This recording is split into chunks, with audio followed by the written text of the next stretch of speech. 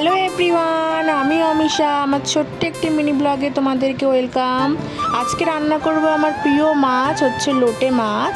আর যে এই আদা পেঁয়াজ রসুনগুলো দেখতে পাচ্ছ, এটা আমি ফ্লিপকার্ট থেকে অর্ডার করেছি। মাত্র 100 টাকায় এতগুলো জিনিস আমি পেয়েছি। তো এরপর আমি পেঁয়াজ কেটে নেব লোটে মাছ রান্নার জন্য। এখানে আমি 3টে মতো পেঁয়াজ নিয়েছি। তো প্রথমে পেঁয়াজগুলোকে আমি ছুলে নেব ভালো করে। এই পেঁয়াজগুলো কী বলো তো, খোসাগুলো খুবই পাতলা। তো তারপরে পেঁয়াজগুলো আমি কুচি কুচি কুচি করে কেটে নিচ্ছি। এবার আমি পেঁয়াজগুলো কাটা হয়ে গেলে সেগুলোকে তুলে নিচ্ছি।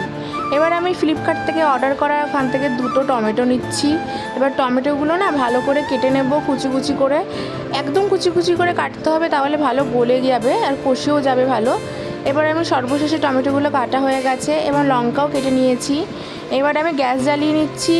এবার গ্যাসের ওপর কড়া বসিয়ে দিয়ে দেবো কিছুটা সর্ষের তেল আর 2টো শুকনো লঙ্কা দিয়েছি ফোড়নে।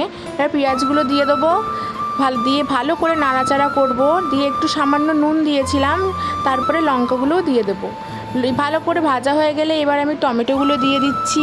টমেটোগুলো দেওয়ার পর ওর মধ্যে জিরে গুঁড়ো, কাশ্মীরি রেড চিলি পাউডার দিচ্ছি, যেহেতু আমি ঝালের জন্য নয়, কালারের জন্য। নুন দিলাম। এবার দেবো হচ্ছে সামান্য পরিমাণে হলুদ, দিয়ে ভালো করে কষিয়ে নেব মশলাগুলো। এবার সেই লোটে মাছগুলো দিয়ে দেবো ওই মশলার মধ্যে, দিয়ে ভালো করে নেড়ে চেড়ে নেব। যতক্ষণ লোটে মাছগুলো হচ্ছে আমি ধনেপাতা কাটতে চলে এসেছি আবার। এবার ধনেপাতা কাটা হয়ে গেছে, দেখিয়ে দেখে লোটে মাছের জলটাও আমার মরে গেছে।